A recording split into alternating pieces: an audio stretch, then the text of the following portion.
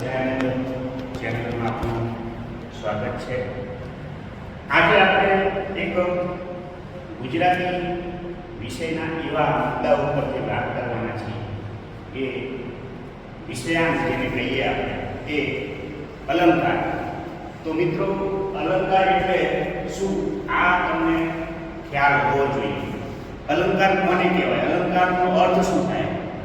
સામાન્ય રીતે તમે જુઓ કે અહીંયા તમારી સામે જ છે કે અલંકાર એટલે શું. આમ તો અલંકારનો શાબ્દિક અર્થ થાય છે ઘરેણું અથવા આભૂષણ. હવે આપણે જે રીતે કંઈ તમે જુઓ કે આ અલંકારનો અર્થ આભૂષણ કેમ થાય છે, તો આ એક સંસ્કૃત શબ્દ છે. અલંકાર જે શબ્દ છે એ કઈ ભાષાનો શબ્દ છે? સંસ્કૃત ભાષાનો શબ્દ છે. હવે જેમ સ્ત્રીઓ પોતે સારી દેખાવા માટે, સ્ત્રીઓ જે છે એ પોતાની સુંદરતા વધારવા માટે અવનવા આભૂષણોનો ઉપયોગ કરે છે. કોઈ અવસર હોય, પ્રસંગ હોય ત્યારે પોતે સુંદર દેખાવા માટે શેનો ઉપયોગ કરે છે? આભૂષણોનો. એવી જ રીતે અહીંયા કવિઓ અને લેખકો પોતાના લખાણને સુંદર બનાવવા માટે શેનો ઉપયોગ કરે છે? આપણે ગુજરાતી સાહિત્યમાં અલંકાર. બરાબર ખ્યાલ આવ્યો? આ અર્થ મગજમાં ઉતર્યો કે લેખકો કવિઓ છે એ પોતાની ભાષા શૈલીની અંદર જે છે એ સુંદરતા લાવવા માટે આ અલંકારનો ઉપયોગ કરે છે. જોઈએ જો કે કાવ્યને શોભા આપનાર ધર્મોને અલંકાર કહે છે. આ એક બીજો અર્થ છે. અને બીજી વાત એ પણ છે કે માની લો કે હું મારી ભાષાને સુંદરતા લાવવા માટે અથવા મારી જે વાણી છે એ વાણીને સચોટ અને તમને આકર્ષણ થાય એવી બનાવવા માટે પણ કોઈક વ્યક્તિ અથવા તો એ આ અલંકારનો ઉપયોગ કરતા હોય છે.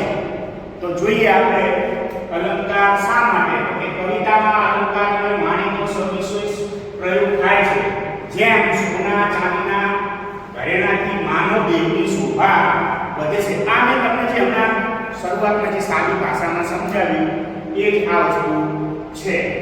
ચલો આપણે મૂળ વાત ઉપર આવીએ કે તમારે ધોરણ 10 ની અંદર અલંકાર પૂછાતા હોય છે પરીક્ષાની અંદર. તો અલંકારના મુખ્ય બે પ્રકાર છે. અલંકારના મુખ્ય બે પ્રકાર છે. કયા કયા? એક તો કે શબ્દાલંકાર અને બીજો છે અર્થાલંકાર. જોઈએ આપણે. જો અલંકારના મુખ્ય પ્રકાર છે એ તો શબ્દાલંકાર અને અર્થાલંકાર. આમાં બીજા એટલે શબ્દાલંકાર કોને કહેવાય? તો કે ભાષામાં અથવા કવિતાને શબ્દ દ્વારા ચમત્કૃતિ સદાય, શબ્દો દ્વારા ચમત્કૃતિ અથવા સૌંદર્ય લાદી શકાય તેને આપણે કેવો અલંકાર કહીશું? શબ્દાલંકાર. એવી જ રીતે અર્થાલંકાર. તો અર્થાલંકારની વ્યાખ્યા શું થાય? તો અર્થ દ્વારા, લખાણની અંદર અર્થ દ્વારા ચમત્કૃતિ સાધવામાં આવે છે તેને આપણે અર્થાલંકાર તરીકે જાણીએ છીએ. આ તમને એકદમ સાદી ભાષામાં હું તમને આ અલંકારનો જે છે એ અર્થ સારી રીતે સમજાય એ દ્વારા હું તમને આ અલંકાર શીખવી રહ્યો છું.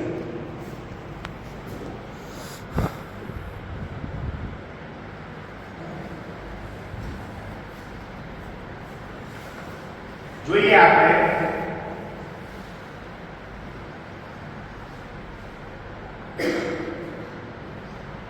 પહેલા કયા અલંકાર વિશે વાત કરી? મુખ્ય બે પ્રકાર છે. એમાં શબ્દ અલંકાર. તો હવે શબ્દ અલંકારના પાછા પેટા પ્રકાર પડે છે. તો શબ્દ દ્વારા એમાં કયા કયા અલંકારો છે કે જે શબ્દ અલંકારની અંદર તેનો સમાવેશ થાય છે? તો જુઓ, આમ તો જ્યારે દરેક વ્યક્તિના બે બે નામ હોય, અમુક અલંકાર પણ એવા આવશે કે જેના બે નામ છે. તો જુઓ મિત્રો, અહીંયા આ શબ્દ અલંકારના પ્રકાર છે જે તમારે અભ્યાસમાં આવે છે. તો પહેલો પ્રકાર છે એને જુઓ અનુપ્રાસ, પછી વર્ણાનુપ્રાસ અથવા વર્ણસગાઈ તરીકે ઓળખવામાં આવે છે. વર્ણાનુપ્રાસો, વર્ણસગાઈઓ આ બધા એના નામ છે. એવી જ રીતે અંત્યાનુપ્રાસ કે પ્રાસાનુપ્રાસ, પછી યમક કે શબ્દાનુપ્રાસ અને પ્રાસ સાંકળી. અહીંયા બીજી એક અલંકાર જે છે એ તમારે અભ્યાસની કૃતિમાં છે, જે અહીંયા સામે નથી પણ એ ચોથો અલંકાર છે એ કયો છે યાદ છે કોઈને?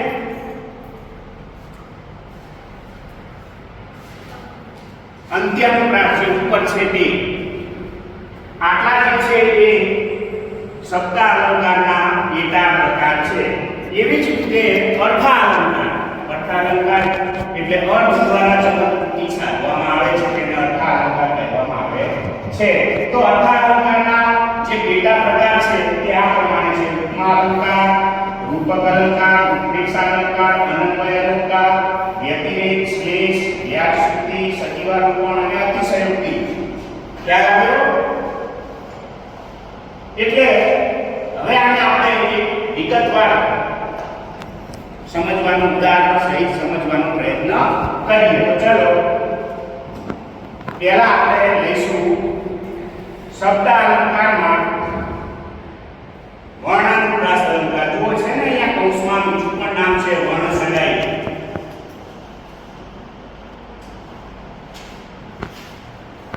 ચાલો શું કહે છે વર્ણાનુપ્રાસ અલંકાર? કે જ્યારે કોઈ પંક્તિ કે વાક્યમાં એકનો એક વર્ણ વારંવાર આવતો હોય એને આપણે વર્ણાનુપ્રાસ અથવા વર્ણસગાઈ અલંકાર તરીકે ઓળખીએ છીએ. સ્વાભાવિક છે. જો અહીંયા પણ એક વ્યાખ્યા છે કે જ્યારે કોઈ પંક્તિ કે વાક્યમાં એકનો એક વર્ણ એટલે અક્ષર, વર્ણનો અર્થ થશે અક્ષર, અક્ષર એક, બરાબર, શબ્દ નહીં. એકનો એક વર્ણ વારંવાર આવતો હોય અને પુનરાવર્તન થતો હોય ત્યારે તેને આપણે કેવો અલંકાર કહીશું? વર્ણાનુપ્રાસ અથવા વર્ણસગાઈ. જો અહીંયા ઉદાહરણ આપ્યું છે કે સાંકડી શેરીમાં સસરો સામા મળ્યા. વર્ણ મેં તમને શરૂઆતમાં કીધું વર્ણ એટલે અક્ષર. તો અહીંયા તમને આ પહેલા ઉદાહરણમાં જે છે એ કયો વર્ણ જોવા મળે છે? સ એટલે પુનરાવર્તન થાય છે. સ વારંવાર એક વર્ણ જે છે એ પુનરાવર્તન થાય છે, વારંવાર આવે છે, એટલે આપણે એને વર્ણાનુપ્રાસ અલંકાર તરીકે ઓળખીએ છીએ. એવી રીતે ચલો બીજા ઉદાહરણ છે કામિની કોકિલા કેલી કુંજન કરે. અહીંયા પણ તમને કયો વર્ણ જોવા મળે છે વારંવાર? ક ક ક ક ક. અને આ તો તમારે જો વ્યાખ્યા પાઠ ધોરણ 10 ના પાઠ્યપુસ્તકમાં એક તમારે પાઠ આવે છે પણ એનો વ્યાખ્યા શીર્ષક છે. તો ઘણી વખત પરીક્ષાની અંદર આવા પણ વ્યાખ્યા શીર્ષક જે છે એ આવી શકવાની સંભાવના રહેલી છે. એટલે તમને ખ્યાલ આવવો જોઈએ કે આમાં કયા વર્ણનો વારંવાર જે છે એ ઉપયોગ થયો છે. હવે આપણે બીજી એક સ્પષ્ટતા કરી લઈએ કે જો આ કેટલા બધા ઉદાહરણ છે. એ રીતે કાકાએ કાકીને કહ્યું કે કાચના કબાટમાંથી કાચી કેરીનું કચુંબર કાઢ. અહીંયા પણ કયા વર્ણનું પુનરાવર્તન થયું છે? હવે તમારે પરીક્ષામાં આવા ઉદાહરણ પૂછાશે અને ઉદાહરણ પરથી તમને એવું પૂછવામાં આવે કે આ અલંકારનો કયો પ્રકાર છે, તો તમારે ઓળખ કેવી રીતે કરવી? તો ઓળખ તમે જોયું અહીં પહેલી પંક્તિમાં સ્વવર્ણનું, બીજી પંક્તિમાં કવર્ણનું છે. આપણે અત્યારે ઉપર ઉદાહરણ જોયા એ. હવે તમે જુઓ કે આ અલંકારને કેવી રીતે યાદ રાખવો?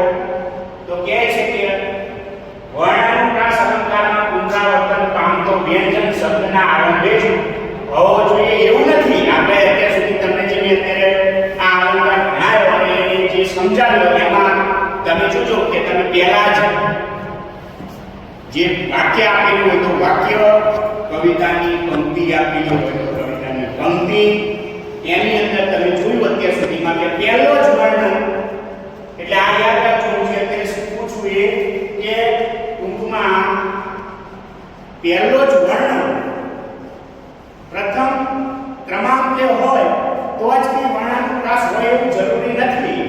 ક્યારે શબ્દની વચ્ચે પણ એકનો એક વર્ણ વારંવાર આવતો હોય. એનું તમને ઉદાહરણ આપું. જો અહીંયા શું કહે છે કે આરંભ એટલે કે શરૂઆતમાં, જેમ કે આપણે પહેલું ઉદાહરણ જોયું કે ચલો એટલે કે ભૂખથી એ ભૂંડી પી, તો એમાં ભ શબ્દના પહેલા શરૂઆતમાં જ છે ને. પણ જો તમને ફરીથી બતાવું, આ શું છે કે આ શબ્દ છે બધા, અને શબ્દના પ્રારંભે શરૂઆતમાં શું છે ક એટલે આવું હોય પણ જરૂરી નથી. ક્યારેક એકનો એક વર્ણ છે એ શબ્દની વચ્ચે પણ હોઈ શકે અથવા તો એની શબ્દના છેલ્લા અંતે પણ હોઈ શકે.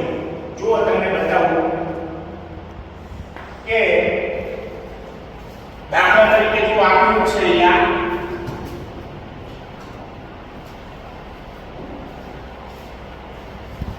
નવલ રસ ધવલ દવ નેત્ર સામે ટીકા કાળના સર્વ સંતાપ સામે. હવે આવો પરીક્ષામાં હોય તો તમને એમ લાગે કે આમાં ક્યાં વર્ણાનુપ્રાસ અલંકાર છે? કારણ કે અત્યાર સુધીના આપણે મેં તમને જેટલા ઉદાહરણો બતાવ્યા એ ઉદાહરણમાં જે વર્ણ છે એ વર્ણ શરૂઆતમાં એટલે કે શબ્દના પ્રારંભે જ હોય એકનો એક વર્ણ. અહીંયા તમને ક્યાંય શબ્દની વચ્ચે કે અંતે કોઈ એવો વર્ણ છે કે જે વારંવાર પુનરાવર્તિત થતો હોય? હા ના બોલો બોલો બોલો. વ અને લ. વ વચ્ચે છે, લ છેલ્લે છે. શબ્દના આપણે પાછું કરી કે શબ્દના મધ્યમાં પણ હોઈ શકે એકનો એક વર્ણ વારંવાર, અને શબ્દના અંતે પણ એકનો એક વર્ણ વારંવાર હોય. તો અહીંયા જુઓ વ છે વચ્ચે, વ છે, અહીંયા પણ વ છે, અહીંયા લ છે, અહીંયા પણ લ છે. ખ્યાલ આવ્યો?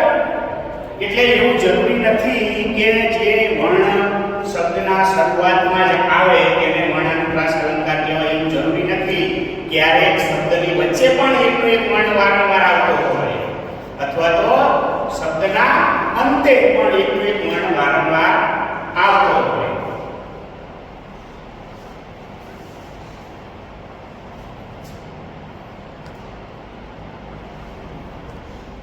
ચાલો બીજા નંબરનો અલંકાર છે એ અલંકારનું નામ છે યમક અલંકાર. યમક અલંકાર શું કહે છે કે જ્યારે કોઈ પંક્તિ કે આ દરેક વસ્તુમાં તમારે યાદ રાખવાનું. જો વ્યાખ્યા અમને યાદ ના રહેતી હોય એના માટે હું એક ટેકનિક શીખવું છું કે અલંકારની વ્યાખ્યા દરેક અલંકારની અંદર બે શબ્દો ખાસ યાદ રાખવાના: કાવ્ય પંક્તિ અથવા તો વાક્ય. અલંકાર તમને ક્યાં જોવા મળે? કવિતાની પંક્તિમાં હોય. લેખક પોતાની ભાષાને સુંદર, પોતાની જે લખાણ છે એને સુંદર બતાવવા માટે ગદ્ય હોય તો ગદ્ય અને પદ્ય હોય તો પદ્ય, એની અંદર તમને જે છે એ આ અલંકાર જોવા મળશે. એટલે કાવ્ય પંક્તિ હોય અથવા તો વાક્ય હોય, આ બેમાં તમને અલંકાર જોવા મળે. બીજું છે પોતાની વાણી, પોતાનું જે વક્તવ્ય છે, વાણીને બીજાના પ્રકરણમાં વક્તવ્ય, ભાષણ, પ્રવચન, આ વસ્તુને પણ સુંદર બનાવવામાં ક્યારેક વક્તા છે એ શું કરે? અલંકારનો ઉપયોગ કરતા હોય. તો અહીંયા યમકની વ્યાખ્યા શું કહે છે કે જ્યારે કોઈ પંક્તિ કે વાક્યમાં એકનો એક શબ્દ, જો એકનો એક શબ્દ, અહીંયા આવો વર્ણ ભૂલ્યા, વર્ણાનુપ્રાસ નથી. વર્ણ એટલે અક્ષર આપણું ખાસ યાદ રાખવું પડશે તમારે. બીજી વસ્તુ કે અહીંયા વર્ણ નથી કીધું. શું કીધું છે આ યમક અલંકારમાં? યમક અલંકારમાં પણ બે નામ છે. કયા કયા? તો યમક અને શબ્દાનુપ્રાસ.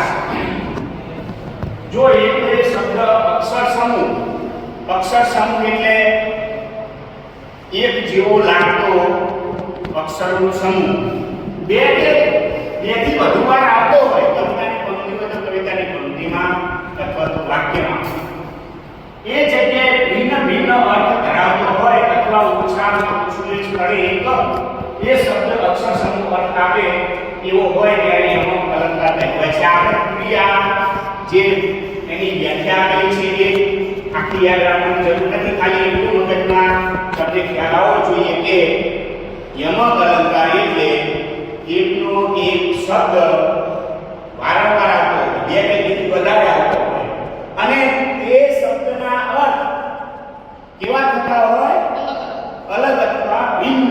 ભિન્ન પણ તેનો સમાનાર્થી શબ્દ છે. આનું ઉદાહરણ તમને આપેલું છે કે યામિની ડોંગસર, જો આનો આકાશરૂપી સરોવર અને માહિસરથી, પણ તમને આ શબ્દો થોડા આગળ પડે માટે તમને એક બીજું ઉદાહરણ આપી અને સમજાવું છું કે જો આ બાજુ લખું છું, ધ્યાન આપજો.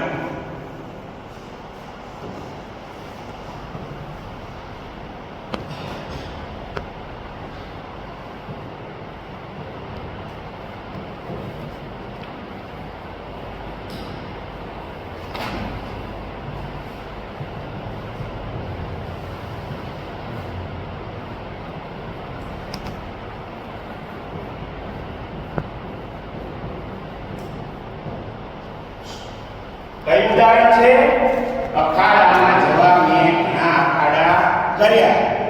શબ્દનો ખાસ અલંકાર પણ કહી શકીએ અને બીજું નામ છે યમક. આ યાદ રાખજો. હવે જુઓ અહીંયા આપણી વ્યાખ્યા શું કહે છે કે અક્ષર સમૂહ અથવા શબ્દ. તો અહીંયા શબ્દ છે અખાડો અને અહીંયા છે અખાડો, એટલે બે કે તેથી વધુ વાર પણ હોઈ શકે. અને જો બીજી એક ખાસ કહી દઉં કે એક વાક્યમાં એકથી વધારે પણ અલંકાર હોઈ શકે. એક વાક્યમાં એકથી વધારે પણ અલંકાર હોઈ શકે. પહેલા તો આપણે આ વસ્તુ યાદ રાખજો. અહીંયા આપણે જોઈએ વ્યાખ્યાના આધારે શું કહે છે કે દરેક જગ્યાએ એકનો એક શબ્દ પુનરાવર્તન થયો હોય, શબ્દ વર્ણવી એટલે, અને એનો અર્થ કેવો થતો હોય? ભિન્ન, અલગ અલગ, જુદો. તો અહીંયા કયો શબ્દ બે વાર આપ્યો છે? અખાડો. અખાડો બે વાર આવ્યો છે. તો પહેલા અખાડાનો અર્થ થશે કુસ્તીનું મેદાન અને બીજા અખાડાનો અર્થ થશે શું થશે? પરિશ્રમ કરવો અથવા મહેનત કરવી. સરસ, વેરી ગુડ.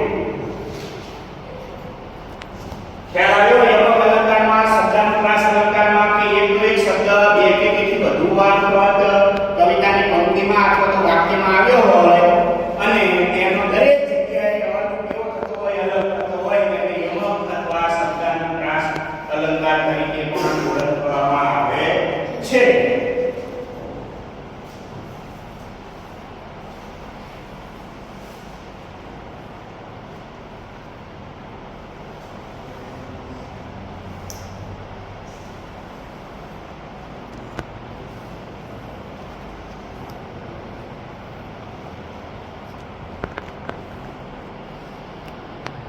જો આ વ્યાકરણ છે એવું નથી કે ધોરણ 10 માં ભણવા પૂરતું તમને ઉપયોગી બનશે. ભવિષ્યમાં તમે કોઈ પણ જગ્યાએ જશો અને સરકારી નોકરી માટે જ્યારે એપ્લાય કરશો ત્યારે ઓછામાં ઓછું 10 થી 15 માર્ક્સનું ગુજરાતી વ્યાકરણ પૂછાતું હોય છે. એટલે અત્યારથી જ તમે ધ્યાન આપશો તો આ ધોરણ 10 ની બોર્ડની પરીક્ષામાં પાસ થવા પૂરતું જ નથી સમજવાનું. આ તમને જીવનમાં ઉપયોગી બનશે ભવિષ્યમાં, એટલે ધ્યાન આપવું. ચાલો આપણે ત્રીજો અલંકાર છે. આ આપણે કયા અલંકાર ભણીએ છીએ? મુખ્ય અલંકારના જે બે પ્રકાર છે એના કયા પેટા મુદ્દાઓ ભણીએ છીએ? શબ્દાલંકારના. સરસ. ત્રીજો છે પ્રાસ, સાંકળી કલા, પ્રાસાનુપ્રાસ અથવા અંત્યાનુપ્રાસ. જુઓ શું કહે છે અંત્યાનુપ્રાસ એટલે અમુક અલંકારનો તમને નામ પરથી એની વ્યાખ્યા આવડવી જોઈએ. જ્યારે પછી એ આવતી બે પંક્તિઓના કે ચરણના આ એક સરખા ઉચ્ચારણ વાળા બે પ્રાસ દર્શાવતો. આ ચોપડીની વ્યાખ્યા આપણે નથી જોઈ, પણ અંત્યાનુપ્રાસ એટલે કે જ્યારે કોઈ પંક્તિ હોય કવિતાની, એ પંક્તિના છેલ્લા એટલે છેલ્લું ચરણ એનો પ્રાસ બેસતો હોય. જેમ કે કવિતાની પંક્તિ હોય છે એટલે જે ને, તો જે ને આ પ્રાસ બેસે છે ને, પ્રાસ એટલે લય બેસવું. આપણને જેવું લાગે જો અહીંયા આપેલું છે, તમને ઉદાહરણ જોઈએ. જોજો રે મોટાના બોલ, ઉજળ ખેડે બાજુ બોલ. અહીંયા ક્યાં પ્રાસ બેસે છે? આના પર બે નામ છે, પ્રાસનું પ્રાસ અથવા તો અંત્યનું પ્રાસ. એટલે આ અલંકારના પણ બે નામ છે. ઘણી વખત તમારા ઓપ્શનમાં આવી જાય કે અંત્યનું પ્રાસ લખાવો, આપણે અહીંયા પણ હોય પ્રાસનું પ્રાસ, અને મેં તમને અંત્યનું પ્રાસ વિશે નામ કીધું ના હોય, તમને ખ્યાલ ન આવે, માટે બે નામ યાદ છે, બે નામ આપેલા છે કે યાદ રાખવા. શું કહે છે અહીંયા? પ્રાસ બેસવો જોઈએ. કવિતાની જે છેલ્લો શબ્દ છે તે બે શબ્દોનો શું બેસવો જોઈએ? પ્રાસ બેસવો જોઈએ, લય બેસવો જોઈએ. તો શું કહે છે? જોજો રે મોટાના બોલ, ઉજળ ખેડે બાજુ બોલ. અહીંયા ક્યાં પ્રાસ બેસે છે? બોલ અને અહીંયા પ્રાસ બેસે છે આ બંને શબ્દોમાં.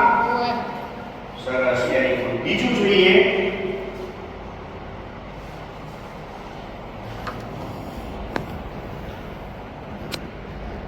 વાહ વાયો ને નડી ખસ્યું, એ દેખીને કૂતરું વસ્યું. અહીંયા પણ તમે જુઓ કે પંક્તિનો છેલ્લો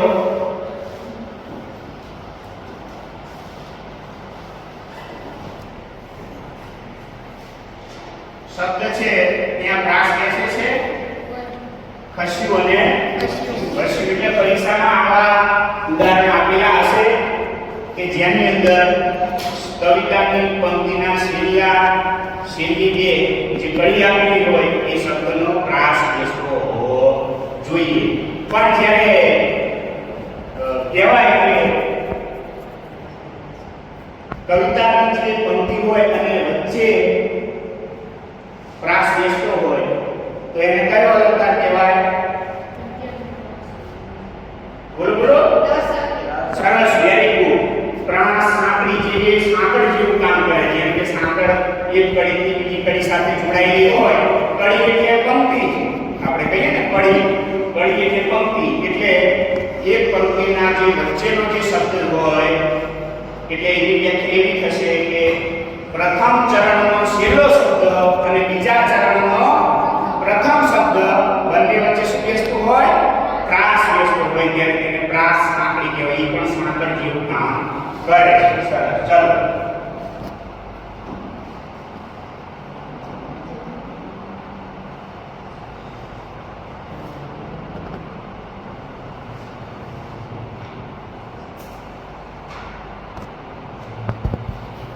હવે આવે છે અર્થાલંકાર. અર્થાલંકારની અંદર પણ વધારે પેટા પ્રકાર પડે છે અલંકારના.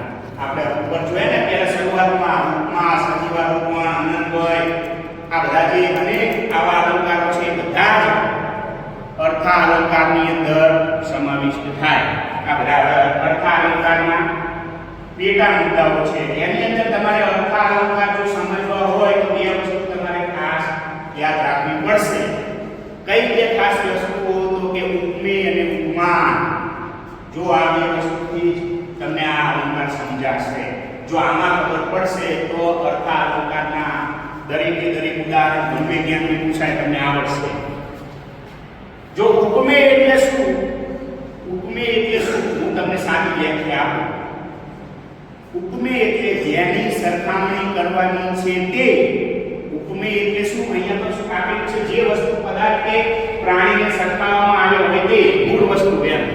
પણ આપણે સાદી સરળ ભાષામાં સમજીએ કે જેની સરખામણી કરવાની છે તે તેને કહેવાય ઉપમેય, અને જેની સાથે સરખામણી કરવાની છે તે તેને કહેવાય ઉપમાન. અહીંયા બે વસ્તુ તમને જોવા મળશે. જો આ બધા ઉપમેય અને ઉપમાનના જે શબ્દો છે તે આપેલા છે અહીંયા, અને તુલના આ ઉપમા અલંકારમાં આવશે. તુલના એટલે ટૂંકમાં આ અલંકારની અંદર બે વસ્તુની જરૂર પડે, ઉપમેય અને ઉપમાન. તમને ખાલી એક ઉદાહરણ આપું કે દમયંતીનું મુખ ચંદ્ર જેવું છે. દમયંતીનું મુખ કેવું છે? ચંદ્ર જેવું છે. એટલે અહીંયા ઉપમેય અને ઉપમાન આપણને બે વસ્તુ જોવા મળશે. કોઈ જવાબ આપશે ને કે ઉપમેય આ જે વાક્ય છે કે એક મિનિટ લખી દઉં તમને એટલે ખ્યાલ આવે.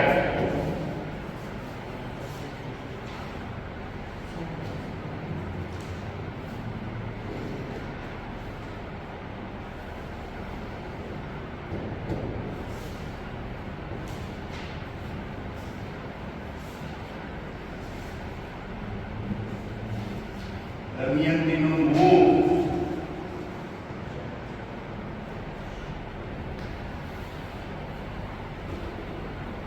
ચંદ્ર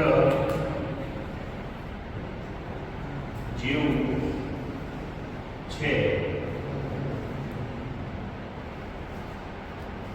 ચલો કોઈ જવાબ આપશે કે આમાં ઉપમેય ક્યાં છે ને ઉપમાન ક્યાં છે?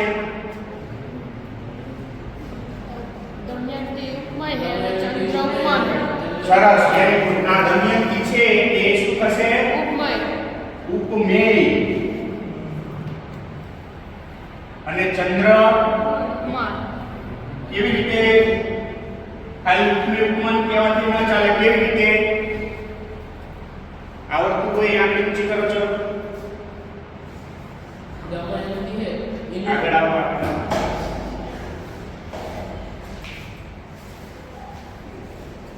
કેવી રીતે મેં આપણે શરૂઆતમાં ઉપર સમજાયું? ઉપમેય કોને કહેવાય, ઉપમાન કોને કહેવાય?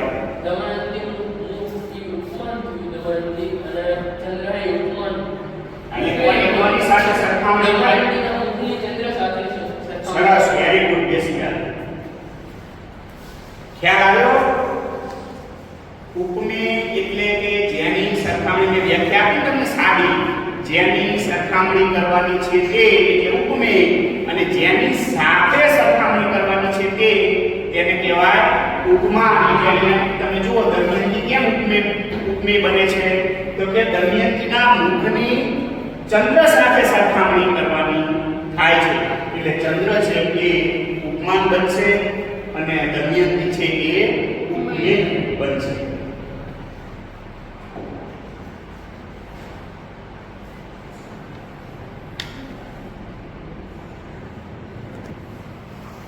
આ ઉદાહરણ છે, મોસ્ટ આઈએમપી ઉદાહરણ છે. આ મેં અત્યારે જે બોર્ડમાં લખ્યું કે, અને એવું નથી એક ઉદાહરણ આપણે અલગ અલગ અલંકારની અંદર વાપરી શકીએ. તમને હું આ જ ઉદાહરણ બીજા અલંકારમાં પણ લખી બતાવીશ. તમે ખાલી ધ્યાન આપો બસ. જો પહેલું છે ઉપમા અલંકાર. અર્થા અલંકારનો પહેલો જ પ્રકાર છે ઉપમા અલંકાર. હવે ઉપમા અલંકારની અંદર અમુક શબ્દો એવા છે કે આપણે એ શબ્દોથી જ ઓળખી શકીએ આ અલંકાર. જેમ કે જેવું, જેમ, પછી જેવી, આ બધા જે શબ્દો છે એ શબ્દો પંક્તિમાં આવેલા હોય આ બધા શબ્દો તો એ ઉપમા અલંકાર જ હોય. પણ આપણે વિગતવાર સમજીએ. ચલો શું કહે છે ઉપમા અલંકાર? કે જ્યારે કોઈ એક વસ્તુને કોઈ એક ખાસ ગુણ કે બાબત કે બીજી વસ્તુ સાથે સરખાવવામાં આવે, અર્થાત ઉપમેયને ઉપમાન સાથે સરખાવવામાં આવે ત્યારે ઉપમા અલંકાર બને છે. એટલે હું તમને કહું છું કે આ અલંકાર ભણવા માટે તમારે જે અર્થા અલંકાર છે એ અર્થા અલંકાર ભણવા માટે તમારે ઉપમેય અને ઉપમાનની ખબર રાખવી પડશે. જો ઉપમેય અને ઉપમાન માં જ નહીં ખબર પડે તો આ બધા અલંકાર જે છે તમને ઉપરથી જશે. એટલે ખાસ કરીને વિનંતી ગણતો વિનંતી આપી યાદ રાખો. ઉપમેય કોને કહેવાય અને ઉપમાન કોને કહેવાય? કે જેની સરખામણી કરવાની છે તે ઉપમેય, અને જેની સાથે સરખામણી કરવાની છે તેને આપણે કહીશું ઉપમાન અલંકાર. કોઈ એક વિદ્યાર્થી, ચલો આગળ આવો, આપણે એને લાઈવ જેને કહેવાય પ્રેક્ટિકલી સમજીએ. ચલો કોઈ બી આવ કરવા અર્પિત આવતો રહેતી.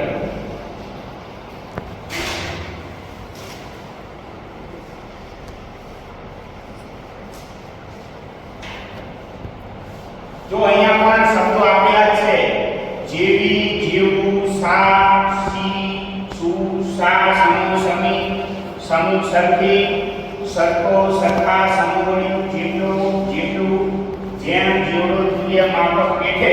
અમુક વળી એવા વિદ્યાર્થીઓ હશે કે જેને વ્યાખ્યાય ના આવડતી હોય અને અલંકારનું ઉદાહરણ પણ ના આવડતું હોય, તો એ લોકો માટે આપણે તો મારે શોર્ટકટથી શીખવાડાય નહીં એ શિક્ષક તરીકે, પણ અમુક આ હવે તમારી પરીક્ષા નજીક છે એટલે થોડુંક આવા જો શબ્દો ઉદાહરણની અંદર હોય તો તમારે આંખો મીકી અને ઉપમા અલંકાર કરી દેવા.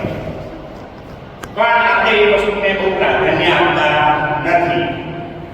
ચલો, અર્પિત છે વિદ્યાર્થી આપણે, તો તમને ઉપમા અલંકારને તમને સમજાવ્યો અહીંયા એક ઉદાહરણ પણ મેં તમને હમણાં લખાવ્યું.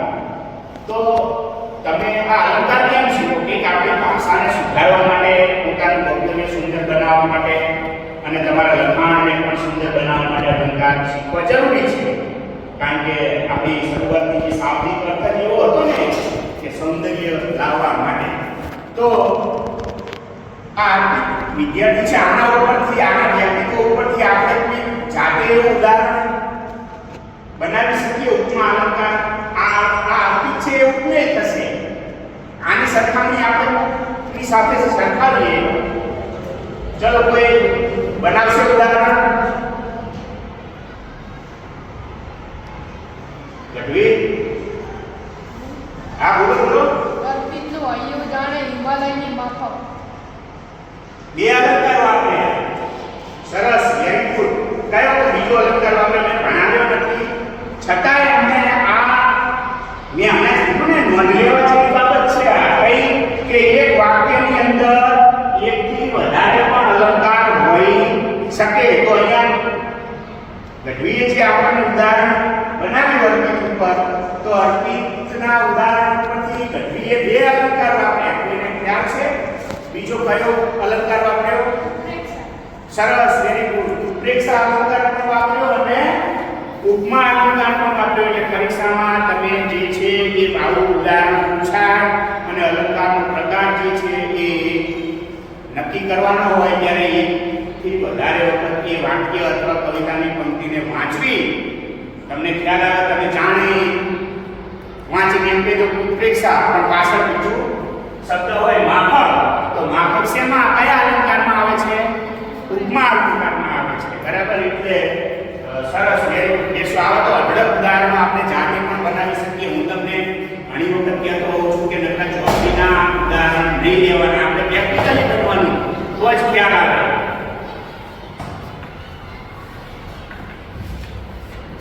ચલો, એટલે ઉપમા અલંકારમાં ખ્યાલ આવ્યો. શબ્દો આપેલા છે જેવી, જેવું, સા, સો, સી, સુ, સા, સમો, સમી, સમી, સરખી, સરખો, સરખા, સમોવડું, જેટલો, જેટલું, જેમ, જેવડો, તુલ્ય, માફક. જો આ માફક હમણાં શબ્દ વાપર્યો એટલે માફક શબ્દ જે છે એ આપણે કયા અલંકારમાં આવે? ઉપમા અલંકારમાં આવે. આવા તો અઢળક ઉદાહરણ આપણે બનાવી શકીએ, પણ તમને ખ્યાલ આવવો જોઈએ ઉપમેય અને ઉપમાનમાં.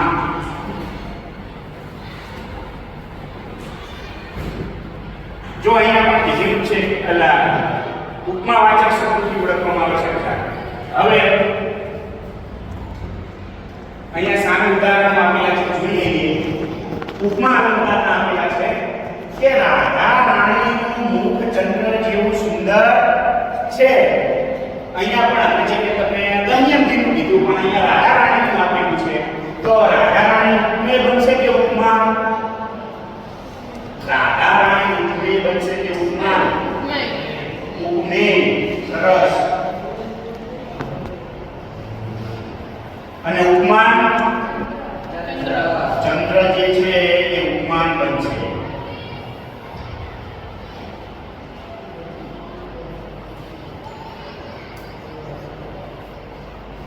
એવી રીતે જો બીજું ઉદાહરણ જોઈએ, સમય ઓગળી જાય છે પેલા હિમની માફક. સમય ઓગળી જાય છે પેલા હિમની માફક. ચલો, હવે હું તમને બીજું કે માની લો તમને આ ઉપમા અલંકારની વ્યાખ્યા પણ ખબર નથી, પણ શબ્દ ખબર હોય તો આમાં કયો એવો શબ્દ આવેલો છે કે જે ઉપમા અલંકારમાં એ શબ્દ આવે છે વાક્યમાં અથવા પંક્તિમાં? કયો શબ્દ છે?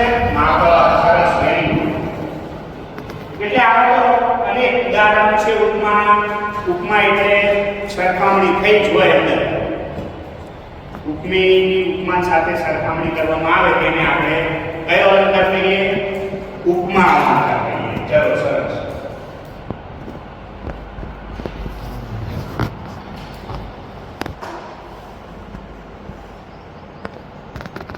જો આપણે વાત કરી કે ઇલેક્ટ્રિક એટલે અલંકાર લઈએ ઉત્પ્રેક્ષા અલંકાર. ઉત્પ્રેક્ષા અલંકાર એટલે એની અંદર શું કહે છે કે ઉપમેય અને ઉપમાનની એકરૂપતાની સંભાવના. જો આ શબ્દ ખાસ યાદ રાખવા જેવો છે. આ અલંકારની અંદર સંભાવના વ્યક્ત કરવામાં આવી હોય. શું વ્યક્ત કરવામાં આવી હોય? સંભાવના. ઉપમેય અને ઉપમાનની એકરૂપતાની સંભાવના વ્યક્ત કરવામાં આવે ત્યારે ઉત્પ્રેક્ષા અલંકાર બને છે. આમાં કયા કયા શબ્દો આવે? તો કે જાણે, લખે, શકે. આ જે શબ્દો આવતા હોય કવિતાની પંક્તિમાં અથવા તો વાક્યમાં, આ બે શબ્દો આવતા હોય જાણે, લખી, શકે, તો એ ઉત્પ્રેક્ષા અલંકાર જ હોય છે. અહીંયા જાણે, લખી, શકે જેવા ઉત્પ્રેક્ષાવાચક શબ્દોથી આ સંભાવના સૂચવાતી હોય. એના ગઢવી ઉદાહરણ આપ્યું કે અર્પિતનું વહ્યું જાણે હિમાલયની માફક. તો બે અલંકાર વાક્ય છે આ વાક્યમાં, ઉદાહરણમાં. સરસ, મને ગમ્યું, આનંદ થયો. હવે એવી જ રીતે અહીંયા જો જાણે, લખી, શકે શું કહે છે કે આમાં ઉપમાન વધારે આકર્ષક જન્માવે છે. ઉપમાન જે છે તે વધારે આપણને એ તરફ આપણું ધ્યાન દોરાય, આપણું આકર્ષણ થાય. ઉપમાનની અંદર, ઉપમેયની અંદર નહીં.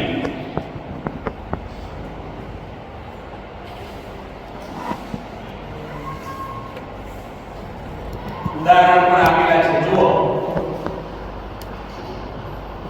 સરદાર પટેલનો હિમ જાણે હિમાલય.